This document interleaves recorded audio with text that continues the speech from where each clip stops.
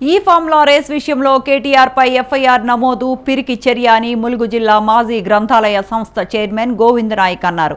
ఇది కాంగ్రెస్ ప్రభుత్వం కక్ష సాధింపు చర్య అని ఆయన మండిపడ్డారు. అసెంబ్లీలో చర్చకు సిద్ధంగా ఉన్న కేటీఆర్ అరెస్టుకు కుట్ర పన్నుతున్నారని దుయ్యబట్టారు.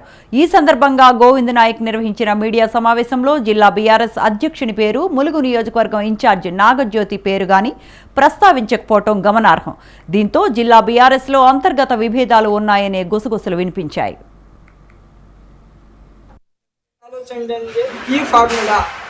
ఈ ఫార్ములా భారతదేశంలో తెలంగాణ ఎలక్ట్రానిక్ హబ్గా కావాలని ఆ రోజు 2023లో కేటీఆర్ గారు ఈ కార్ రేసును ఇక్కడ పెట్టడం జరిగింది. గతంలో కూడా చూసుకుంటే 2001లో అదే చంద్రబాబు నాయుడు గారు కూడా ఆ రోజు ఏ ఫార్ములాను పాటించిండు. కానీ చాలా వరకు మందికి తెలియదు ఏంటంటే ఫార్ములా ఏ, ఫార్ములా ఈ ఒకటని అనుకుంటారు. ఫార్ములా ఏ అనేది టర్బో కింద పోతుంది, ఫార్ములా ఈ అనేది ఎలక్ట్రానిక్ వెహికల్ రేసింగ్. ఇది దానికి రాబోయే కాలంలో తెలంగాణ ఒక హబ్బుగా ప్రజలను భయభ్రాంతులను గురి చేస్తున్న రాష్ట్ర ప్రభుత్వం పైన దశల వారీగా ఖచ్చితంగా మేము కార్యక్రమం చేయక తప్పదు.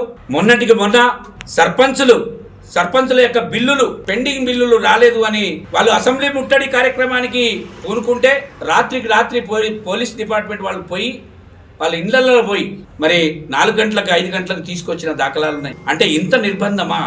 ప్రజాస్వామ్యంలో ఈ నిర్బంధం ఎక్కడ కూడా చూడలేదు. మేము 10 సంవత్సరాల పాలనలో బీఆర్ఎస్ పాలనలో ఎక్కడ కూడా ఇంత నిర్బంధం అయితే చూడలే. ఉద్యమం నాడు కూడా చూడలే. కానీ ఇంత నిర్బంధం మాకైతే తెలియదు. మరి ఇప్పుడు కాంగ్రెస్ పార్టీ వచ్చి ప్రజలను భయభ్రాంతులను గురి చేసుకుంటూ నిర్బంధాన్ని ప్రోత్సహించుకుంటూ ఏ మాట మాట్లాడకుండా ఒక్క మాట కూడా బీఆర్ఎస్ మాట్లాడద్దు, బీఆర్ఎస్ ఎమ్మెల్యే మాట్లాడద్దు అనే ఆలోచనలా ఇవాళ రాష్ట్ర ప్రభుత్వం ఉంది. కానీ స్వేచ్ఛ అనేది లేదా?